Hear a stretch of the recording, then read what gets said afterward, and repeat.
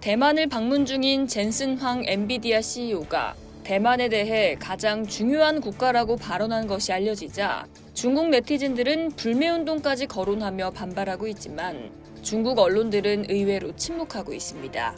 지난 5월 20일 라이칭더 대만 총통이 취임사에 독립을 언급하지 않았어도 독립을 추구하려는 야심을 드러낸 것이라는 등 관영 언론들이 일제히 비판에 나선 것과 대비됩니다.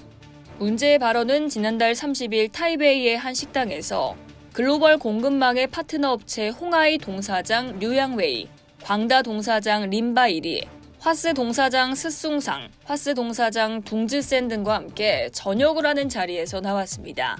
기자들이 대만의 인공지능에 투자하는 이유가 무엇인지 묻자 젠슨 황은 절대적으로 투자할 필요가 있다. 엔비디아가 줄곧 대만에 투자하고 있는 건 대만이 가장 중요한 국가이기 때문이라고 말했습니다.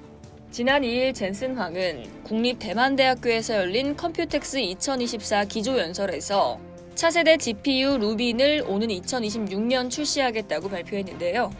이 과정에서 대만과 중국을 다른 색으로 표시한 세계 지도를 띄우기도 했습니다. 앞서 중국은 올해 초 한국인 사업가가 소지한 다이어리에 부착된 세계 지도에 대만이 별도의 국가로 표시되어 있다는 이유로 해당 사업가를 억류한 바 있는데요. 하나의 중국 원칙에 따라 대만을 한 지방정부로 생각하고 있는 중국 입장에선 젠슨 황의 이 같은 발언이 눈엣가시 같을 겁니다. 해당 소식이 SNS 등을 통해 알려지자 중국 누리꾼들은 엔비디아 제품 불매운동을 촉구했다고 대만 중앙통신은 전했습니다. 하지만 예상과 달리 중국 언론은 이 같은 사실을 전하지 않고 있는데요. 젠슨 황의 발언을 문제 삼아 보도하는 경우 민감한 주제에 대해 그의 발언을 널리 알리는 역작용이 날 뿐더러 마땅히 대응 방안도 없기 때문이 아니냐는 관측이 나옵니다. 또 미 정부의 중국에 대한 제재로 오히려 엔비디아의 수출이 제한되고 있는 상황에서 대만 국가 발언을 문제 삼아서 득될 것이 없다는 관측도 있습니다. 중국명 황런신인 젠슨 황은 대만 출신의 1.5세대 이민자입니다.